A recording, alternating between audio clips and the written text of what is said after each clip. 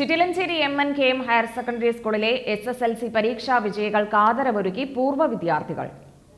1983-84 വർഷം സ്കൂളിൽ നിന്നും പഠിച്ചിറങ്ങിയ വിദ്യാർത്ഥികളാണ് ഉന്നത വിജയികൾക്ക് ആദരവ് നൽകിയത്.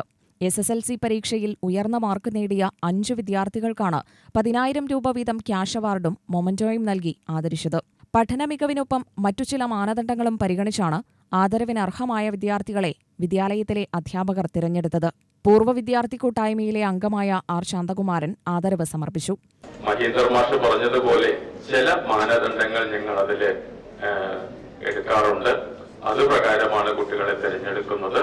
പഠിക്കുകയും ഒപ്പം തന്നെ ചില പ്രത്യേക സാഹചര്യങ്ങളും കൂടെ കണക്കാക്കിയിട്ടാണ് ഞങ്ങൾ കൊടുക്കുക.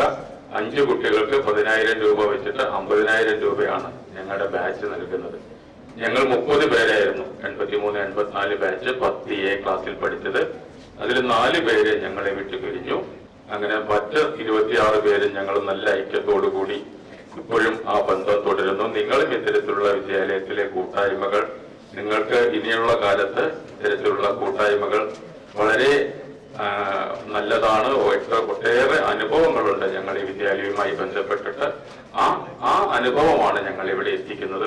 CV കൃഷ്ണദാസ്, അജിത് വേണുഗോപാൽ, ഗീത, ശശി എന്നിവർ പങ്കെടുത്തു.